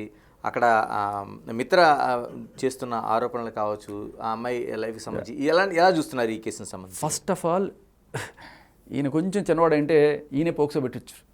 10 ఏళ్ళు 12 ఏళ్ళు డిఫరెన్స్ ఉంది ఆ అమ్మాయికి ఇతనికి. ఓకే, అమ్మాయికి 36 38 ఉన్నాయి, ఇతనికి 25 ఏళ్ళు ఎంతో ఉంది. సో కానీ చిన్న వయసులోనే బాగా పాపులర్ అయ్యాడు. ఇప్పుడు ఆ అమ్మాయి మీద కేసు పెట్టాలి. ఒకవేళ నిజంగా పెట్టాలనుకున్నా లేదు వెసులుబాటు, బట్ ఆ అమ్మాయి వెళ్ళి పెట్టింది. ఇంకా నానా రకాలు ఏంటి బ్లాక్మెయిల్, హెరాస్మెంటు, అది రేపు అన్నీ పెట్టింది. పెళ్లి చేసుకుంటాను, మోసం చేశాడు అన్నీ పెట్టింది. ఇప్పుడు వీడికున్న ఆప్షన్ ఏంటి? ఇప్పుడు ఒకవేళ తను తప్పు చేయకపోతే నిర్దోషాన్ని ప్రూవ్ చేసుకోవడానికి బయటకు వచ్చాడు అనుకోండి, ఇప్పుడు జానీ మాస్టర్ లాగా తీసుకెళ్ళి లోపలేస్తారు, లోపలేసి రిమైండ్ అంటారు, తర్వాత ఏదో ఉంటుంది. బట్ ఇప్పుడు ఈ లీకులు మీరు చూస్తుండేవాడు, వాళ్ళకు ఉన్న ఆప్షన్ ప్రస్తుతానికి అబ్బాయిలకు ఉన్న ఆప్షన్ ఏంటంటే దాక్కొని యుద్ధం చేయడం తప్ప, గెరిల్లా యుద్ధం అంటారు దీన్ని. మన చట్టం చేసిన పని అది. ఇప్పుడు బయటికి ధైర్యంగా ఎందుకు రావని అడుగుతారు మీడియా వాళ్ళు, వచ్చి చెప్పు, మీడియా ముందుకు వచ్చి చెప్పచ్చు కదా నీ తప్పు. హర్షసాయి తప్పేం కనిపించట్లేదు, మగాడిగా పుట్టడమే సార్, అంతే, అది చాలా పెద్ద తప్పు. ఏమి లేదు మన దేశంలో మగాడిగా పుట్టడమే పెద్ద తప్పు. తప్పంటే ఈ బెట్టింగ్లు చేశాడో లేకపోతే యాప్లు చేశాడో ఇవన్నీ నేను పట్టించుకోను. అప్పు తీసుకున్నాడు, అప్పు ఇవ్వకపోవడం అవన్నీ కూడా నేను పట్టించుకోను. రేప్ చేశాడు అనేది ఖచ్చితంగా అబద్ధం తెలుస్తుంది. అంటే నాకు అనిపిస్తుంది ప్రైమా ఫేస్ చూస్తే. అమ్మాయి కంప్లైంట్ తీసుకోండి, నాకు వేరే ఏ సాక్ష్యాలు అక్కర్లేదు, జస్ట్ ఆ అమ్మాయి ఇచ్చిన కంప్లైంట్ చూసారా మీరు? చూసాను, నేను కంప్లైంట్ చూసాను, ఎఫ్ఐఆర్ చూశాను. ఆ కంప్లైంట్లో అమ్మాయి ఏమంటుందంటే ఆమె అతనికి ఇల్లు తీసిచ్చి, ఆమె అక్కడ ఉండిచ్చి, ఆమె అక్కడికి వెళ్ళి, ఈయన రాలి అక్కడికి, ఆమె అక్కడ ఇల్లు తీసిచ్చింది, ఆమె అక్కడికి వెళ్ళింది, ఆమె ఏదో డిస్కషన్స్లో మాట్లాడుతున్నప్పుడు అప్పుడు చెప్పాడు. అక్కడ దాకా ప్రూఫ్ ఉంది ఇది. తర్వాత ఆ రోజు రాత్రి ఆమె చెప్పేదానికి ఏ రకమైన ప్రూఫ్ లేదు. సరే అక్కడికి కూడా వద్దాం. ఏమంటుంది? ఫోర్స్ఫుల్గా నన్ను డ్రింక్ చేయమన్నాడు అంటే ఈ అమ్మాయికి డ్రింక్ హ్యాబిట్ లేదా అప్పటిదాకా? వీ నో దట్ యాక్చువల్గా. ఓకే, ఆవిడకి ఉంది అలవాటు. అంతేకాదు ఆవిడ లిక్కర్ షాప్లో ఇంతకుముందు చేసి ఆడియో వినుంటారు మీరు. సరే, ఫోర్స్ఫుల్గా డ్రింక్ చేయమన్నాడు ఒకటి, మామూలుగా డ్రింక్ చేయమంటే చేయదు ఆవిడ అనే డౌట్ వస్తుంది. అయిపోయింది. తర్వాత డ్రింక్లో మత్తు మంది ఏదో కలిపాడు. ఒకవేళ నేను మత్తు మంది కలిపి మీకు డ్రింక్ ఆఫర్ చేసినప్పుడు తాగు అంటానా? మామూలుగా తాగు అంటానా? అది ఫోర్స్ కాదు, ఫస్ట్ పాయింట్. సో మామూలుగా తాగినప్పుడు నిజంగానే మత్తు మంది కలిపినప్పుడు చాలా చాలా నైస్గా తాగుదాం, చీర్స్ కొట్టుకుందాం అని ఇస్తాను. అక్కడ ఫోర్స్ ఉండదు. సరే, అది అయిపోయింది. అప్పుడు అత్యాచారం చేశాడు అనుకుందాం. అత్యాచారం చేసి దాన్ని వీడియో కూడా చేసి ఆ నెక్స్ట్ రోజు నుంచి దాన్ని చూపించి బెదిరించి తనతో బలవంతంగా సంసారం చేశాడు, అది కూడా అనుకుందాం. ఒకవేళ కనుక ఏ బుర్ర బుద్ధున్నవాడు ఎవరైనా సరే వాడున్న వీడియో, వాడు అది కూడా పెద్ద యూట్యూబరు, వాడికి అన్ని లక్షల మంది అభిమానులు, కోట్ల మంది అభిమానులు ఉన్నారు, ఆ వీడియో బయట పెట్టుకుంటే వాడే కదా అన్పాపులర్ అయ్యేది. Simple logic. ఆ వీడియో చూపించి వాడి కెరీర్ని వాడే ఎందుకు సమాధి చేసుకుంటాడు? అంటే అది ఒక అస్త్రం కదా. ఇప్పుడు అమ్మాయి చెప్తున్న దాంట్లో మీరు ఆ కేసు అంతా చదివానన్నారు కదా, ఆ కేసులో కీలకంగా కనిపిస్తుంది అస్త్రం. ఎవరికి సార్? ఇలా చెప్పడం అనేది అస్త్రం. ఇలా చెప్పడం అనేది అస్త్రం. ఇప్పుడు రాయడానికి బాగుంటుంది, ఎందుకంటే నన్ను బ్లాక్మెయిల్ చేశాడని రాయడానికి ఏదో ఒకటి చెప్పాలి కదా. అంటే ఆ అమ్మాయి కంప్లైంట్లు మీరు చూస్తుంటారు కదా. అవును. మిత్ర కంప్లైంట్లో టోటల్గా ఉండేది ఏంటంటే, నన్ను మా దగ్గర ఏదైతే జరిగిందో ఇదంతా, దీన్ని వీడియోలు ఉన్నాయి, దాన్ని నన్ను బ్లాక్మెయిల్ చేస్తున్నాడు అనేది మెయిన్. ఆ వీడియో ఆవిడ ఏం చూపించలేదు ఎక్కడ. ఆల్రెడీ ఆవిడ సబ్మిట్ చేస్తుంది కదా, ఇప్పుడు బయటకి ఎందుకు చూపిస్తుంది? ఆవిడ చూపించింది ఏమిటి తెలుసా? ఒకటే ఒక వీడియో, అది కూడా వాళ్ళ బాల్కనీలో ఉన్నది. ఎవరి దగ్గర? హర్షసాయి దగ్గర మాకు సంబంధించిన వీడియోలు ఉన్నాయి, అవి చూపించి నన్ను బెదిరిస్తున్నాడని. అవును. దానికి సాక్ష్యం ఏంటి ఆవిడ దగ్గర? ఇప్పుడు ఆల్రెడీ హర్షసాయి విడుదల చేస్తున్న ఆడియోలే కదా. అంటే ఎంతో కొంత తను జాగ్రత్తగా ఉన్నాడనేది మనకు కనిపిస్తూ ఉంది. ఇప్పుడు ఈవిడ ఇలాంటిది అని తెలిసినప్పుడు బేసికలీ ఈవిడే చెప్పుకుంది. ఏంటి మీరు గమనిస్తే ఆ కాల్ స్టార్టింగ్లోంచి లేదు, మధ్యలోంచి ఎక్కడో రికార్డ్ చేశాడు. అంతకుముందు ఆవిడ ఏదో మాట్లాడుంటుంది. లైక్ నాకు పెద్ద పెద్ద వీఐపీలు తెలుసు, వాళ్ళందరికీ గర్ల్ ఫ్రెండ్స్ని నేను సప్లై చేస్తుంటాను, ఇలాంటి ఏదో మాటలు వచ్చినప్పుడు ఓకే ఏంటి మనిషి తేడాగా ఉంది. దీనికి తోడు మీరు గమనిస్తే ఆవిడే ప్రపోజ్ చేసింది, ఆవిడే 3 సార్లు అడిగింది, ఆవిడ గట్టిగా అరుస్తుంది. తర్వాత ఏంటి ఎందుకు చెప్పవు ఏంటి నీ ప్రాబ్లం ఏంటి అని చెప్పి సైకోలాగా మారుతుంది 3ఓసారి 4ఓసారికి. సో ఇలాంటివి జరిగినప్పుడు వాడు సేఫ్ సైడ్ ఎవడైనా సరే రికార్డ్ చేసుకుంటాడు. ఫస్ట్ కాల్లో రికార్డ్ చేయకపోవచ్చు, వాడికి ముందు ఆలోచన ఉండకపోవచ్చు. హలో హాయ్ నేను మాట్లాడుతున్నాను అనేది మీకు లేదు, గమనించండి. ఎందుకంటే కాల్ మధ్యలో రికార్డ్ అవ్వడం స్టార్ట్ చేస్తారు. ఎందుకంటే అంతకుముందు ఏదైనా డౌట్ వచ్చి ఉండొచ్చు, ఖచ్చితంగా రికార్డ్ చేసుకుంటారు. ఇప్పుడు ఏంటంటే నేను కంప్లైంట్ చేయడం కరెక్టు, నువ్వు డిఫెండ్ చేయడం తప్పు అంటున్నారు మీరు ఎట్లాగో కంప్లైంట్ చేసుకున్న మగాడికి దిక్కు లేదు, చేసిన పట్టించుకోరు. ఆవిడ కంప్లైంట్ చేసినప్పుడు లేదు భయ్యా నాది తప్పు కాదు ఇదిగో వినండి అని చెప్పి చూపించడం కూడా తప్పు. అంటే మేము గిలితే గిలిచుకోవాలి, మూసుకొని పడి ఉండాలి తప్ప కనీసం సాక్ష్యాలు కూడా బయటకు చూపించకూడదు. అదేనా మీరు అనేది? అంత దారుణంగా ఉంది పరిస్థితి. చూపిస్తాడు సార్ ఖచ్చితంగా. ఇట్లాంటి వాళ్ళని ఒక 2 రోజులు గుర్తుపట్టేయచ్చు. మనిషి తేడా, మనిషి ఇట్లా చేస్తారు అని చెప్పి ఎవరన్నా సరే అంతెందుకు మనల్ని వేధిస్తున్నారు అనగానే మనం ఖచ్చితంగా సాక్ష్యాలు పెట్టుకుంటాం. సాక్ష్యాలు పెట్టుకుని ఏం చేస్తాడు సార్? పోలీస్ స్టేషన్కి వెళ్ళి కంప్లైంట్ చేస్తే పోరా అంటారు. ఆవిడకేం ఉండదు. సాక్ష్యాలు ఎందుకు పెట్టుకుంటాడంటే మగాడు రేపు నా మీద కేసు పెడితే నేను బతికి బతకట్టడానికి పెట్టుకోవాలి తప్ప. చీటింగ్ కదా. అంటే ముందు నుంచి ఒక ప్లాన్గా ఉండి ఒక అమ్మాయితో ఒక జర్నీ చేస్తున్నప్పుడు ఎలా అనుకుంటారండి? ఇప్పుడు భార్యతో సంసారం చేస్తుంటారు, అన్ని సాక్ష్యాలు ఇది చీటింగ్ అని ఏ రాజ్యాంగంలో చెప్పారు నాకు తెలియదు. ఇది చీటింగ్ కాదు, సేఫ్టీ, ఖచ్చితంగా సేఫ్టీ. ఎందుకంటే ఇప్పుడు మీకు నాకు కన్వర్జేషన్ స్టార్ట్ అయింది అనుకుందాం, మధ్యలో మీరు నీకు తెలుసా నేను ఒకటి పొడి చేసి చంపేశాను రా, ఆడు ఇది పడిపోయాడు, తర్వాత ఇంకోటి జరిగింది అన్నప్పుడు ఒరే వీడు పెద్ద తేడాగాడు ఉన్నాడు ఉండు అని చెప్పి ఐ స్టార్ట్ రికార్డింగ్. ఎందుకంటే రేపు నువ్వు నాకు కూడా చేసే అవకాశం ఉంది. మీరు అదే నేను గమనించమంటున్నాను. కాల్ మొత్తంలో స్టార్టింగ్ నుంచి రికార్డింగ్ లేదు, మధ్యలో ఎక్కడ రికార్డ్ చేస్తారు. ఎందుకు అంటే అమ్మో ఇదేదో తేడా కేసులో ఉంది మనం జాగ్రత్తగా ఉండాలి అని చెప్పి. ఖచ్చితంగా అంతే. సో ఇప్పుడు కూడా ఆ అమ్మాయి పెట్టింది ఈ కాల్స్ పెట్టి నన్ను బ్లాక్మెయిల్ చేస్తున్నానని పెట్టలా, ఆ వీడియో ఏదో పెట్టి బ్లాక్మెయిల్ చేస్తున్నాడు అని పెట్టింది కంప్లైంట్లో. అంతేగాని ఈ కాల్ ఏదైతే ఉందో ఏది నేను లిక్కర్ షాప్ ఒకడికి సెటకోపం పెట్టాను, వాడి కొడుకు ఆస్తి దక్కకుండా చేశాను, అదే ఆ షాప్ ఓనర్షిప్ దక్కకుండా చేశాను, తర్వాత మినిస్టర్కి ఎవరినో సప్లై చేశాను, ఇలాంటివి తర్వాత ఇతని మీద ఇవేవి ఆయన ఇంతకుముందు బయటపెట్టల, ఇప్పటిదాకా బయటపెట్టల. ఎప్పుడైతే ఆవిడ కేసు పెట్టిందో ఆయన డిఫెన్స్ కోసం పెట్టాడు తప్ప ఇంతకుముందు ఎప్పుడు పెట్టలా. అది కూడా ఆయన పెట్టాడో లేకపోతే వాళ్ళ ఫ్రెండ్స్ పెట్టారో, బట్ వాట్ ఎవర్ ఆయన ఫోన్ నుంచే వచ్చిండాలి, దాంట్లో పెద్ద డౌట్ ఏం లేదు. కానీ ఆవిడ కంప్లైంట్లో ప్రస్తావించింది మాత్రం నా వీడియో నాకు మొత్తమంది కలిపి నన్ను మానభంగం చేసి ఆ వీడియో రికార్డ్ చేసుకొని దాన్ని చేస్తున్నాడు అని చెప్పి. అది కూడా మనం ఎందుకు నమ్మడానికి నమ్మసక్యంగా లేదంటే ఈవిడే ప్రపోజ్ చేసి నీకు అల్లుడు కృష్ణలా ఉన్నాయి, నువ్వు అద్భుతంగా ఉంటావు, ఏజ్ అయిపోతుందిరా, నువ్వు తొందరగా రారా, ఇవన్నీ ఆవిడ అన్న తర్వాత అతను ఆవిడకి ఇంత ఫోర్స్ చేయాల్సిన అవసరం ఏముంది అని చెప్పి ఎవడని అనుకుంటాడు కదా. అదే నా పాయింట్. శేఖర్, టోటల్గా మీరు తీసుకున్న స్టాండ్ చూస్తుంటే అంటే ఎక్కడికి జర్నీ చేయబోతున్నారు? అంటే మగవాళ్ళకి ఇలా జరుగుతున్నప్పుడు ఒక ప్లాట్ఫామ్గా ఉండదలుచుకున్నారా? అంటే ఓన్లీ నా పాయింట్ సార్, ఆవిడని బద్నాం చేయడం నా ఇంట్రెస్ట్ లేదు, ఆవిడకి శిక్ష పడేట్ చేయడం కూడా నా పాయింట్ కాదు. బట్ ఒక మనిషి మీద నువ్వు వెళ్ళి ఇన్ని నిందలేసావు, ఓకే, ఒకవేళ అతను అప్పిచ్చుంటే అదే నువ్వు అతనికి అప్పిచ్చుంటే ఆ అప్పు గురించి కేసు పెట్టు, తప్పలేదు. అతను ఏదో బెట్టింగ్ యాప్లో ఏదో చేస్తున్నాడో దానివల్ల ఏదో ప్రాబ్లం అనుకుంటే దాని మీద కేసు పెట్టు, తప్పలేదు. సరే నేను ఏ విషయంలో తిట్టాడో కొట్టాడో అనుకుంటే దాని మీద కేసు పెట్టు, తప్పలేదు. కానీ ఇంత క్లియర్గా నువ్వే ఫ్లర్టింగ్ చేసి నువ్వే అంతా చేసి నువ్వే అతను నీ మీద రేప్ చేశాడు అది తీసుకుని బ్లాక్మెయిల్ చేస్తున్నాడని కేసు పెడితే అది జస్ట్ అతన్ని కాళ్ళబేరానికి పిలిపించి ఒకవేళ నువ్వు ఏదైనా అప్పిచ్చుంటే అది వసూలు చేసుకోవడానికి నువ్వు చేస్తున్న ఒక మోటివేటెడ్ కేసు లాగా అనిపిస్తుంది నాకు. అంటే ఈ ఒక్క కేసు కోసం మాట్లాడలేదు, ఏ ఒక్క కేసు జానీ మాస్టర్ కావచ్చు, లేకపోతే హర్షసాయి కావచ్చు, లేకపోతే రాజధాని కావచ్చు, ఈ అన్నిటికి కూడా శేఖర్ అనే ఆయన ఒక ప్లాట్ఫామ్ గా మారదలుచుకున్నాడు ఇటువంటి కేసులు తరపున. ప్రతి ఒక్కరికి నేను సపోర్ట్ చేయాలని కూడా నా ఉద్దేశం కూడా కాదు సార్. నాకు దీనికి ఈ రొచ్చులో నాకు ఎక్కువ రోజులు ఉండాలని కూడా లేదు. నాకేం చెప్తున్నాను ఒక్క అంటే ఓన్లీ సెలబ్రిటీలకు సంబంధించింది మాత్రమే అసలు ఇది కూడా కాదు సార్. నేను చెప్తాను కదా, నేను లిటరల్లీ ఎంతమంది వస్తే అంతమంది వెళ్ళి ఢిల్లీలో కూర్చొని ఏమిటి వివక్ష, ఇప్పుడు నువ్వు ఒక చట్టం చేసావు 493 ఆర్ఎల్స్ రైట్ నో అది మార్చి BNS 69 అంటున్నావు. అది ఏంటి, ఒక రిలేషన్లో ఉన్నప్పుడు అబ్బాయి కనుక వదిలేస్తే వాడి మీద కేసు పెట్టచ్చు, వాడి మీద 10 ఏళ్ళు జైలు శిక్ష పెట్టచ్చు చేయొచ్చు. అదే అమ్మాయి వదిలేస్తే మూసుకొని ఉండాలి. ఇది ఏ రకమైన చట్టం? అబ్బాయికి మనసు ఉండదా? వాడు మనిషి కదా, వాడు కుక్క ఏమన్నా, ఎందుకు మమ్మల్ని సెకండరీ సిటిజన్స్లా ట్రీట్ చేస్తున్నావు అనేదే నా పాయింట్. ఎప్పుడు వెళ్ళబోతున్నారు? వీలైనంత త్వరగా సార్. నాకు ఎందుకంటే మా ఆవిడ ఇప్పుడు కొడుకు ఆవిడ పుట్టింటికి వెళ్ళింది, ఒక 3 నెలలు గ్యాప్ ఉంది నాకు, ఈ లోపల ఏదో ఒకటి చేసేయాలి. మళ్ళీ వాళ్ళు కారిడార్ ఏమైనా తయారు చేస్తున్నారా లేకపోతే? చేస్తున్నాను సార్, చేస్తున్నాను. ఎంత తీసుకుంటారు శేఖర్ భాష ఇటువంటి చేయడానికి? సార్ మీకు మీరు నాకు ఎంత ఇచ్చారు చెప్పండి, మీకు అర్థమైపోద్ది. ఇది ఓన్లీ మనం ఎక్కడైనా సార్, ఎక్కడైనా నాకు అంత ఇది అంటే నేను ఒక్కడే నడుచుకొని పోతాను సార్, వచ్చేవాళ్ళు రమ్మనండి అంతే. నేను లావణ్య కేసులో అడ్వకేటు ఇంత పోరాటం చేశాడు, ఆయన చివరికి మీతో కూడా ఒక ఆర్గ్యుమెంట్ చేశాడు, ఎక్కడ కనిపించట్లేదు. నేను అంటుంది ఇవన్నీ చూసిన తర్వాత ఒకటి కేసులు చూసిన తర్వాత మీలా మాట్లాడుతున్న వాళ్ళు లేదా అటువైపు మాట్లాడుతున్న వాళ్ళు ఖచ్చితంగా ఏదో డబ్బుల కోసం మాట్లాడుతున్నట్టే కనిపిస్తుంది, కానీ ఇందులో నిజాయితీ ఎక్కడ కనిపించడం లేదు. అయ్యో సార్, మీరు అంటే నేను చాలా ట్రాన్స్పరెంట్గా ఉన్నాను.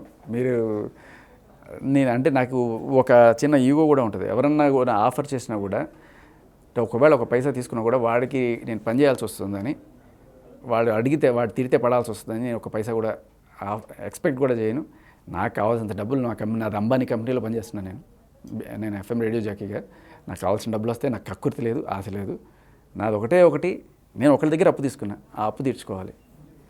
ఆ అప్పు తీర్చుకోవడం కోసం ఇది. ఆ అప్పు ఎవరి దగ్గర తీసుకున్నానంటే మీ దగ్గర, మీడియా దగ్గర, యూట్యూబ్ ఛానల్స్ దగ్గర. వీళ్ళందరూ కూడా ఈ కేసు వచ్చినప్పుడు ఏదో నన్ను ఒక జస్ట్ ఇంటర్వ్యూ చేసి ఇంత పెద్దవాడిని చేశారు, ఇంత ఫేమ్ కల్పించారు, బిగ్ బాస్కి వెళ్ళి రేంజ్లో తీశారు. నేను నిజంగా మీ దగ్గర తీసుకున్న అప్పది. అది మీరే కాదు, అంటే మీరు నన్ను అంత పెద్దవాడిని చేయడానికి కూడా కారణం జనాలు. ఎంతోమంది నమ్మి శేఖర్ గారు నిజాయితీ ఉంది, వీడు దీంట్లో ఏదో చేస్తాడు, వీడు ఏదో చెయ్యాలి అని చెప్పి కోరుకుంటున్నారు. అంత అప్పు తీసుకున్నప్పుడు తీర్చుకోవాలి కదా సార్. ఆ తీర్చుకోవడం కోసమే ఈ ప్రయత్నం. అది చేసేసి మీ రుణం నేను తీర్చేసుకున్నాను. నా మన నన్ను బతకండి. అంటే ఈ 3 కేసులతో అయిపోయిందా మీ రుణం? 3 కేసులు కాదు సార్, ఈ 3 కేసులు కాదు, 30 ఉన్నాయి సార్ నా దగ్గర. మీరు అన్నమాట అడుగుతాను నన్ను, భయ్యా మేము సెలబ్రిటీ కాకపోతే మీరు నా గురించి మాట్లాడరా? లేదు, నేను నాకు కొంతమంది లాయర్స్ వాళ్ళు కూడా కొంత అభిమానులు అయ్యారు. నేను వెళ్ళిన వాళ్ళకి డైరెక్ట్ చేయడం అన్నీ కూడా చేస్తుంటాను. కానీ ఇది సొల్యూషన్ కాదు సార్. వాళ్ళ సొల్యూషన్ అనేది ఢిల్లీలో జరగాలి. మనకి ఇప్పుడు స్టేట్లో జరిగేటైతే ఇక్కడే కూర్చునేవాడిని. అంటే అది సరిపోద్దా? ఇప్పుడు ఏదో 4 మాటలు మాట్లాడుకున్న తర్వాత ఢిల్లీలో ఒకటి వెళ్తే నిజంగా చట్టం అంటే మీరు నేను చూసింది మీరు చూడలేదు, నేను చెప్తా ఏం జరిగిందో. ఒకసారి ఈ రాజ్ తరుణ్ విషయం బాగా ఒక్కసారి హైలైట్ అయినప్పుడు నాకు దెబ్బలు తగిలి నేను హాస్పిటల్లో ఉన్న సిచ్యువేషన్ మీకు తెలిసే ఉంటుంది. అది అంత అయిన తర్వాత నాకు ఒరిస్సా నుంచి, తమిళనాడు నుంచి, కర్ణాటక నుంచి IPS ఆఫీసర్లు కూడా కాల్ చేశారు. మీరు చేస్తున్న కాజ్ చాలా ట్రూ సార్, మా పోలీసులు కూడా చాలాసార్లు తెలిసి కూడా ఏం చేయలేకపోతున్నాం. అమ్మాయి తప్పుడు కేసు పెడుతుందని తెలుసు, కానీ మేము పెట్టాల్సిన పరిస్థితి సార్, మీకు అర్థం కావట్లేదు. ఈ చట్టం సిస్టమ్ మీరు మార్చడానికి మీరు పోరాడండి, మేమందరం మీ వెనకాలం అన్నప్పుడు ఓకే ఇంత రీచ్ అవుతుందా. నాకు 100 మంది ఉంటే చాలా అనుకున్నాను, 10,000 మంది ఉన్నారు రావడానికి.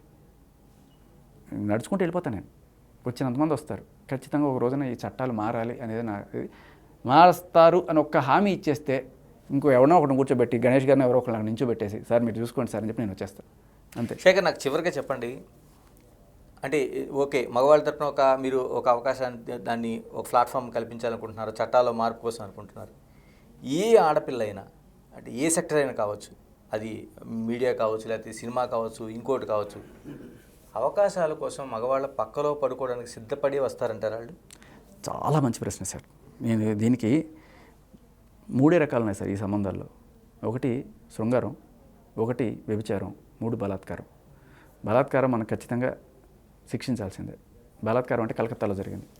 ఇప్పుడు ఇవి జరుగుతున్నాయే ఇవన్నీ కూడా వ్యభిచారం కింద చూడాలి మనం. ఎందుకంటే పాపం సార్, ఒక 5,000కో 1,000 రూపాయలకో ఆవిడ ఆ రోజు బతకడానికి పడుపు వృత్తి చేస్తుంది అనుకుందాం ఒక వ్యభిచారి. ఓకే, దానివల్ల వాడి జీవితానికి వాడు వస్తాడు వెళ్ళాడు అయిపోయింది, ఆవిడ బతుకు ఆవిడ, వీడి బతుకు వీడు. కానీ ఒక కెరీర్ కోసం అని చెప్పి వచ్చి ఒక కొంప కూల్చి ఇంకొకటి ఎవరు శేఖర్ ఏంటుంది, ఒక ఆడపిల్ల ఆ కెరీర్లో నిర్మాణం కోసం రాగలుగుతుంది తప్పించి ఒక అవకాశం కోసం ముందుగానే అలా ఇప్పుడు ఆ డిమాండ్ లేకపోతే ఏ ఆడపిల్ల మాత్రం దానికి సిద్ధమై ఉంటుంది చెప్పండి? ఎందుకుంటుంది సార్? ఎందుకుంటుంది? శేఖర్ భాష ఒక డైరెక్టరో లేకపోతే మ్యూజిక్ డైరెక్టరో లేకపోతే ఏదో ఉంది, ఒక ఆడపిల్ల వచ్చింది మీ దగ్గరికి, మీ దగ్గర నుంచి ఆ దృష్టి లేనప్పుడు ఆ అమ్మాయి ఎందుకు మిమ్మల్ని చేయాల్సిన అవసరం ఏముంది? కరెక్ట్, నా దగ్గర నుంచి ఆ దృష్టి లేదు. బట్ ఈ ఆడపిల్ల ఇంతకుముందు ఇంకొకరి దగ్గర ఛాన్స్ కోసం వెళ్ళింది, ఆయనకి ఆ దృష్టి ఉండింది. ఓకే, అప్పుడు ఆవిడకి అలవాటు పడింది, ఓహో ఇలా ఎరేస్తే నాకు పని జరుగుతుంది అని చెప్పి. అప్పుడు ఆవిడ నా దగ్గరికి వచ్చింది. ఇప్పుడు నేను రెండో వాడిని అనుకోండి, సార్ చూడండి సార్, కొంచెం చూడండి సార్, ఇలా ఏదైనా నన్నే ఎరేసే అవకాశం ఉంది కదా, నాలో లేని ఇంటెన్షన్ వాళ్ళు క్రియేట్ చేసే అవకాశం ఎందుకు లేకపోతే ఫస్ట్ టైం మాత్రమే సార్. ఎప్పుడైతే వాళ్ళు ఈ దారి తెలుసుకున్నారో, వాళ్ళు దీనికి అలవాటు పడి ఓకే ఇలా వేస్తే మనకు అవకాశాలు ఇలా చిటికలో వస్తాయని ఎప్పుడైతే వాళ్ళు తెలుసుకుంటారో, వాళ్ళు మొత్తం సమాజాన్ని చెడగొడతారు. ఇది ప్రాబ్లం. నిజంగా నికార్స్గా ఉండాలనుకున్న నాలాంటి మీలాంటి వాళ్ళని కూడా వాళ్ళు ఆ ఇంటెన్షన్స్ ప్రవోక్ చేసి ఇంటెన్షన్స్ క్రియేట్ చేసి ఇదే జరుగుతుంది. ఇప్పుడు మీరు ఈ హర్ష సాయి కేసు చూడండి, ఎంత క్లియర్గా అమ్మాయి కేసు పెడితే మనకు అర్థమైంది ఏంటి, నీ కళ్ళు కృష్ణుడిలా ఉంటాయి, నీ బొగ్గలు బూరెల్లా ఉంటాయి, దా ప్రకాష్ దా అన్నట్టు అలాగే ఉంది ఆడియోలు. తర్వాత బయటకు పెట్టి కేసులు ఏమో లోపల విషయం ఏమో ఇదే. శేఖర్, ఇంత చూసిన తర్వాత మీ జీవితంలో ఏ అమ్మాయితో జరిగిందండి ఇటువంటిది? ఎందుకంటే మీకు ఎంతో ఒక గాయం జరిగితే తప్ప ఇటువంటిది వచ్చినట్టు కనిపించడం లేదు. అవును, నేను వెళ్ళాను సార్ పోలీస్ స్టేషన్కి. ఇలాంటిదే ఇట్లా ఈ అమ్మాయి ఎట్లయితే ఫ్లడ్ చేసిందో మీ జీవితంలో, నా జీవితంలో కూడా జరిగింది సార్. ఒక ఆర్జేగా ఉన్నప్పుడు 3 మంది ఫ్యాన్స్ ఉంటారు, వాళ్ళు వచ్చే ఐ లవ్ యూ అంటారు, ఇది చేస్తారు, ప్రపోజ్ చేస్తారు.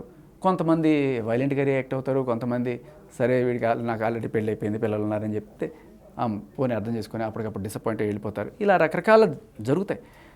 బట్ కొంతమంది వేధించే స్టేజ్కి వచ్చేస్తారు. చేస్తావా? జరిగింది అదంతా జరిగింది. నేను లిటరల్లీ పోలీస్ స్టేషన్కి వెళ్ళాను సార్, పంజగుట్ట పోలీస్ స్టేషన్కి వెళ్ళాను, కేసు పెట్టానండి మొత్తం రికార్డింగ్లతో సహా. మీరు అన్నారు రికార్డింగ్లు ఎందుకు చేస్తారని చెప్పి. ఎందుకు చేస్తారంటే ఇలా వేధింపులు ఒకటోసారి కాదు, రెండోసారి మూడోసారి అయిపోయినప్పుడు ఏమవుతుందంటే ఇంకా దానికి ప్రతీకారం ఇదంతా. ప్రతీకారం కాదు సార్, నేను వెళ్ళి అసలు ఆవిడ మీద ప్రతీకారం కాదు సార్, నాకు పోలీసు వ్యవస్థ మీద, చట్టం మీద వెళ్ళినప్పుడు వెళ్ళి అడిగాను, సార్ ఇదిగోండి సార్ ఇది కంప్లైంట్, ఒక 10 పేజీల కంప్లైంట్ మొత్తం జరిగినంత రాసి ఆయనకి మొత్తం డీటెయిల్డ్గా కాల్ రికార్డింగ్స్, వీడియోస్ అన్నీ కూడా ఇస్తే ఏం లేదు. 3 రోజులు వెళ్ళి తిరిగితే కుక్కలాగా. అంటే అక్కడికి వెళ్తే మగవాళ్ళ పరిస్థితి, మీరు ఎప్పుడైనా పోలీస్ స్టేషన్కి వెళ్ళుంటే మీకు అర్థమవుతుంది. అంటే ఒక జర్నలిస్ట్గా మీకు వేరే రెస్పెక్ట్ ఉండొచ్చు, బట్ మామూలు ఒక సామాన్యుడిగా వెళ్తే కూర్చో అక్కడ నా పనులన్నీ మానుకొని 3:30 గంట సాయంత్రం 6 గంటలకు వెళ్తే 11 అయింది. అప్పుడు దాకా సార్ కూర్చోవే అయిపోతుంది. 2-3 రోజులు అయిన తర్వాత అప్పుడు ఇంకా వీడి టార్చర్ చేస్తున్నాడంటే ఒక అక్నాలజ్మెంట్ ఇచ్చారు. అన్ని ఇచ్చిన తర్వాత ఏంటి, ఈ అమ్మాయి ఇటువంటి పని ఏదైతే ఉందో ఇంతకుముందు 7-8 మంది మేము చేసింది. కొంతమంది మీద రేప్ కేసులు పెట్టింది, కొంతమంది మీద నన్ను పెళ్లి చేసుకుంటాను మోసం చేసి కేసులు పెట్టింది. ఇదే పని. మీద కూడా కేసు పెట్టింది. అప్పుడు కాదు, తర్వాత ఎప్పుడు నేను లావణ్య ఇష్యూలో నేను ఫైట్ చేస్తున్నప్పుడు ఈ లావణ్య నా కోసం ఎవరన్నా ఉన్నారా అని ఎతికి అంటే శత్రువు లేకుండా ఎవరుంటారని చెప్పి ఎతికితే నా మీద ఒక్క కేసు కూడా లేదు. ట్రాఫిక్ చలానా తప్ప నా మీద ఎప్పుడు ఏ కేసు లేదు. ఎతికితే నేను పెట్టిన కేసు ఒకటి ఉంది పంజగుట్టలో అని తెలిసి ఎవరి మీద పెట్టాడని చెప్పి తెలుసుకొని ఆ అమ్మాయి దగ్గరికి వెళ్ళి ఆ అమ్మాయికి ఏదో ఇన్ఫ్లుయెన్స్ చేయించి అప్పుడు పెట్టించారు నా మీద కేసు. ఆ అమ్మాయి పెడితే అలా ఎఫ్ఐఆర్ అయింది. ఏ రకమైన సాక్ష్యాలు లేవు. నేను పెన్ డ్రైవ్ నుండి ఇన్ని సాక్ష్యాలు పెట్టించినాను, పట్టించుకునే నాదుడు లేడు. ఇది వాస్తవం. థ్యాంక్ యూ శేఖర్ భాష గారు. ఇది అంటే టోటల్గా అంటే భార్యా బాధితుల సంఘాన్ని ఇప్పటి వరకు మనం చూసాం. అంటే ప్రేమికుల బాధితుల సంఘం అనేది ఓ మగవాళ్ళ పక్షాన శేఖర్ భాష తీసుకున్నట్లుగా కనిపిస్తుంది. అంటే ఇది వ్యక్తుల మధ్య అనేక వైరుధ్యాలున్నా ఎవరిది తప్పని తేల్చిపోయినా చట్టాలపైనే ఆయన కీలకంగా ఒక గురి పెడుతున్నారు. ఎందుకంటే పక్షపాతమైన చట్టాలు ఉండాల్సిన అవసరం లేదు, దానిపైన ఖచ్చితంగా తన పోరాటం కొనసాగుతుందని స్పష్టం చేస్తున్నారు. Keep watching Big TV. This is Ganesh. For more videos like this, subscribe Big TV channel.